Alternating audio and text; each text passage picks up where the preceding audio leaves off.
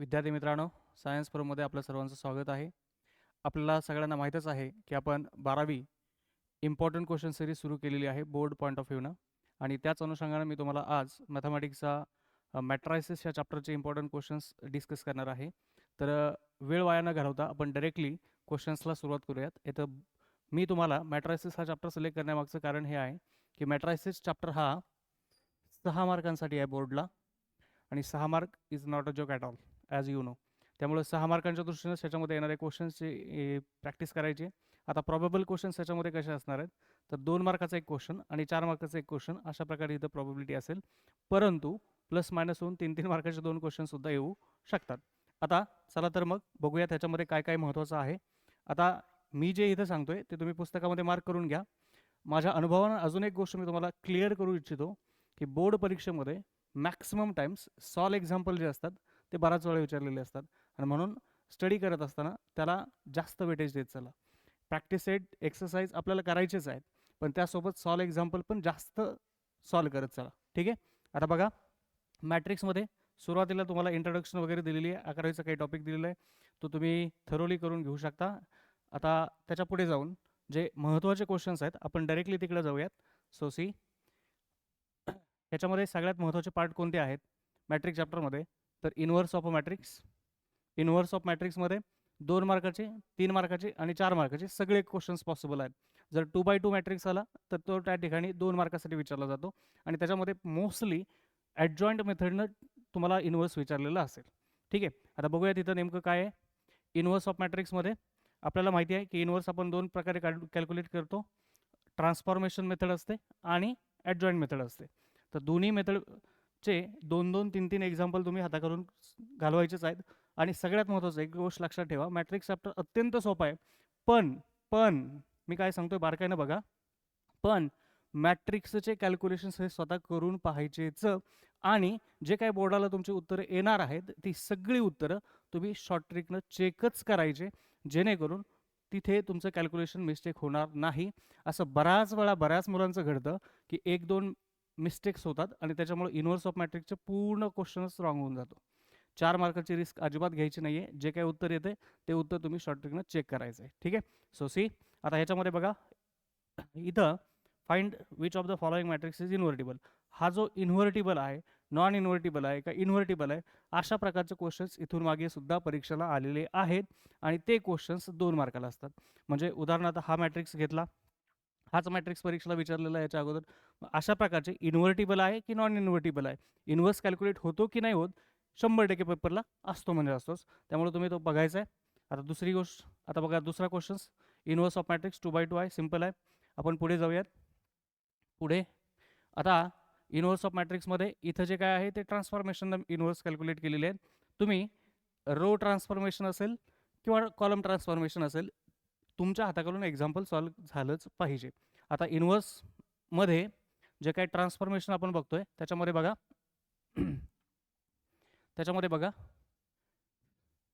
इथं column transformation म्हटलंय.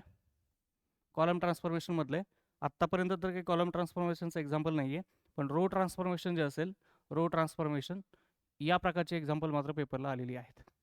Row transformation. So हे एक्झाम्पल मला महत्त्वाचं वाटतं, तुम्ही ते सॉल्व करून घ्यायचं आहे. ठीक आहे. क्वेश्चन नंबर 3 आहे बघा, 44 पेज नंबर. आता पुढे जाऊन आपण बघितलं तर हे बघा, आपल्याला पुढे जाऊन इथं एक प्रॉपर्टी दिलेली आहे. याचा उपयोग तुम्हाला MCQ सॉल्व करण्यासाठी होईल. कशासाठी होईल? MCQ सॉल्व करण्यासाठी होईल. त्यामुळं हे जे काही क्वेश्चन्स आहेत बारकाईनं बघा. हे जे काही प्रॉपर्टी दिलेली आहे इथं, त्याचा उपयोग तुम्हाला MCQ सॉल्व करण्यासाठी होईल. ठीक आहे. आता पुढे A inverse by adjoint method. A inverse by adjoint method 2x2 चा मॅट्रिक्स आहे फॉर 2 मार्क्स, आणि जर 3x3 चा मॅट्रिक्स आला तर फॉर 3 to 4 मार्क्स. या अनुषंगानंच त्याला मार्क करून घ्यायचं आहे. हे महत्त्वाचे क्वेश्चन्स आहेत, व्यवस्थित बघा, मार्क करून घ्या आणि पुन्हा सॉल्व करून बघा. हे अशा प्रकारचे क्वेश्चन्स डायरेक्टली, हा खूप खूप जास्त महत्त्वाचा प्रश्न आहे, अशा प्रकारचे क्वेश्चन्स डायरेक्टली 4 मार्कासाठी विचारले जातात. व्हेरीफाय करायचं आहे बाळांनो, ए इंटू ए ॲडजॉईंट ऑफ ए बरोबर adjoint of A into A. So see it carefully. प्रत्येक क्वेश्चन जो सांगतोय मी तो बारकाईनं बघा, कारण इथून मागं ज्या प्रकारचे क्वेश्चन्स पेपरला आलेत तेच क्वेश्चन्स मी तुम्हाला सांगण्याचा प्रयत्न करतोय. सी आता इथे ह्याच्यामध्ये क्वेश्चन नंबर 3 बघा, find adjoint of the following matrix. Adjoint calculate करायचं आहे. क्वेश्चन नंबर 3 सांगतोय मी, ॲडजॉइंट असेल फक्त ॲडजॉइंटच कॅल्क्युलेट करायचं आहे, 2 किंवा 3 मार्काला असेल. आणि जर व्हेरीफायचा क्वेश्चन आला किंवा डायरेक्टली जर तुम्हाला इन्व्हर्स बाय ॲडजॉइंट मेथड विचारलं तर डायरेक्टली 4 मार्काला. हाही क्वेश्चन अत्यंत महत्त्वाचा आहे, व्यवस्थित आणि बारकाईनं बघा. ठीक आहे, फॉर 4 मार्क्स. आता पुढे चला, आपण इथे मिसलिनियसमध्ये जर बारकाईनं बघितलं तर तुमच्या इथं लक्षात येईल की क्वेश्चन नंबर 5 हे बघा अत्यंत महत्त्वाचा आहे आणि हा क्वेश्चन सुद्धा तुम्हाला परीक्षेला विचारलेला आहे. त्यामुळे हा क्वेश्चन सुद्धा प्रत्येकानं तुम्ही सॉल्वच करायचा आहे. ठीक आहे, आता पुढचा क्वेश्चन या ठिकाणी आपण जर क्वेश्चन नंबर 8 बघितला, हा सुद्धा तुमचा इथून मागे परीक्षेला आलेला आहे आणि आत्ता परीक्षेला आलेला आहे, म्हणजे इथून मागच्या 1-2 वर्षातच हा परीक्षेला आलेला आहे. सो बारकाईनं बघा. त्यानंतरनं क्वेश्चन नंबर 9, क्वेश्चन नंबर 10 हे क्वेश्चन सुद्धा महत्त्वाचे आहेत. क्वेश्चन नंबर 12, कारण हे जे क्वेश्चन सांगतोय बाळांनो, क्वेश्चन 8, क्वेश्चन 9, क्वेश्चन 10, क्वेश्चन 12 हे सगळेच्या सगळे क्वेश्चन्स इन्व्हर्स इन्क्लूड तर आहेतच आहेत, पण हे 4 मार्कासाठी महत्त्वाचे आहेत, 3 मार्कासाठी महत्त्वाचे आहेत, म्हणून बारकाईनं बघा. आता इथं क्वेश्चन नंबर 8 मध्ये एकतर एकाच मेथडने येईल, एलिमेंटरी रो किंवा एलिमेंटरी कॉलम ट्रान्सफॉर्मेशन. प्रॉबेबल आहे की एलिमेंटरी रो ट्रान्सफॉर्मेशन. ठीक आहे, त्यामुळे तुम्ही हे सगळे क्वेश्चन्स तुमच्या हाताखालून कसे जातील याच्याकडे लक्ष द्या, स्वतः सॉल्व करून बघा, म्हणजे कॅल्क्युलेशन्समध्ये सुद्धा तुम्हाला काही प्रॉब्लेम येणार नाही. हा चॅप्टर अत्यंत सोपा वाटतो, पण परीक्षेच्या वेळेस कॅल्क्युलेशनमध्ये प्रॉब्लेम्स येऊ शकतात. आता इथं बघायचं परत एकदा, question number 14, find inverse by adjoint method. Question 14 असेल, 15 असेल, सगळे एकाच प्रकारचे क्वेश्चन्स आहेत. 1, 2, 3 त्या प्रकारचे सॉल्व करा आणि नंतर मग पुढच्या प्रकारचे सॉल्व करू शकता, म्हणजे तुमचं लवकरात लवकर रिव्हिजन पण होईल. आता क्वेश्चन नंबर इथे हे जे काही 19 नंबरचा क्वेश्चन मी आत्ताच मागे सांगत होतो तुम्हाला की ह्या अशा प्रकारच्या क्वेश्चन्समध्ये इथं शो दॅट म्हटलंय, शो दॅट म्हणून पेपरला येईल असं नाही, पण हे जे काही दिलेल्या प्रॉपर्टी आहेत ह्या प्रॉपर्टींचा उपयोग करून बाळांनो तुम्हाला MCQ सॉल्व करण्यासाठी येईल. इथं MCQ येतो, कारण ह्या चॅप्टरचं वैशिष्ट्य असं आहे, 2 मार्काचा क्वेश्चन किंवा एक MCQ आणि एक 4 मार्काचा क्वेश्चन. मोस्ट चान्सेस असतात, मोस्ट प्रॉबेबल चान्सेस असतात, त्या प्रकारे तुम्ही डिस्कशन, त्या प्रकारे तुम्ही तिथं मार्क पण करून घ्या आणि सॉल्व पण करा. ठीक आहे, आता बघा क्वेश्चन नंबर 20 सुद्धा फार महत्त्वाचा मला वाटतो. आता इथपर्यंत आपण बघितलं काय, इन्व्हर्स कॅल्क्युलेट करायचं आहे, ॲडजॉइंट मेथडनं करायचं आहे, ट्रान्सफॉर्मेशन मेथडनं करायचं आहे, आणि इन्व्हर्टिबल आहे किंवा इन्व्हर्टिबल नाही आहे हे ओळखायचं आहे. ठीक आहे, इन्व्हर्टिबल आहे किंवा नाही हे 2 मार्कासाठी, 2/2चा ॲडजॉइंट आला 2 मार्कासाठी, 3/3चा जर आला तर 4 मार्क किंवा 3 मार्काचा क्वेश्चन. आता सेकंड पार्ट आहे या चॅप्टरचा, तो म्हणजे मॅट्रायसिसचे ॲप्लिकेशन. ॲप्लिकेशनवरती जर प्रश्न आला ना बाळांनो तर 100% तो 4 मार्कासाठी असतो. एक तर क्वेश्चन्स बनवायचे, इक्वेशन्स बनवायचे, ते सॉल्व करायचे, किंवा डायरेक्टली इक्वेशन्स दिलेले असतात ते आपल्याला सॉल्व करायचे.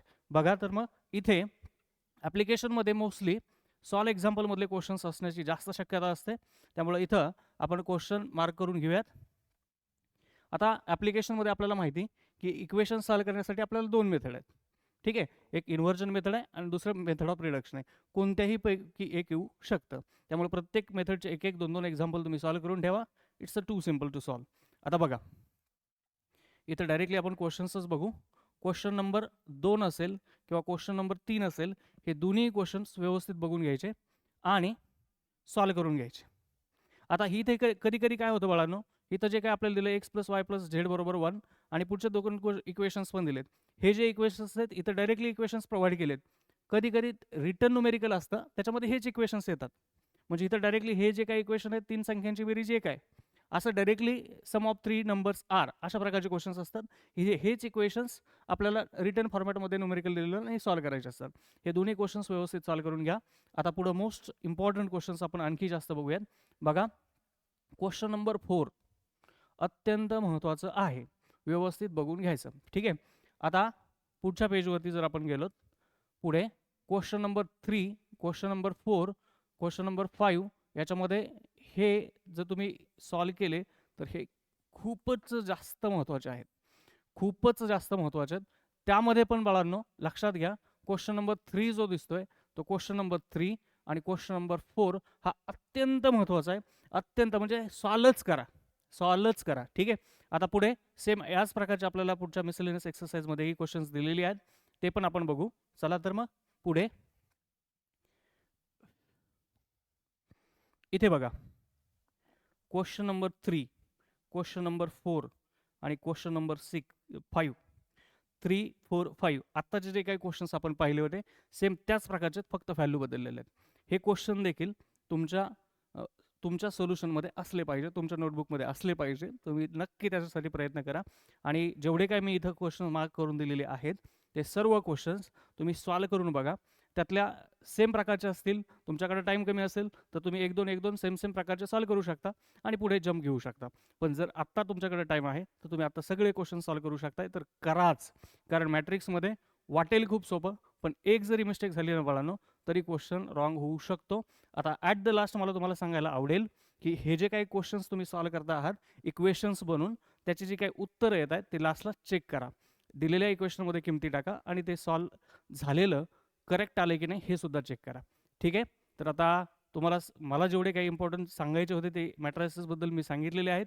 आता हा जो व्हिडिओ आहे तो जर तुम्हाला आवडला असेल तर लाईक करा आणि चॅनलला सबस्क्राईब करा, जेणेकरून येणारे जे काही अपडेट आहेत ते तुमच्यापर्यंत पोहोचतील आणि तुमच्यासारख्या होतकरू मुलांपर्यंत हे लिंक फॉरवर्ड करा, म्हणजे जेणेकरून त्यांनाही ह्याचा फायदा होईल. ठीक आहे. थँक्यू.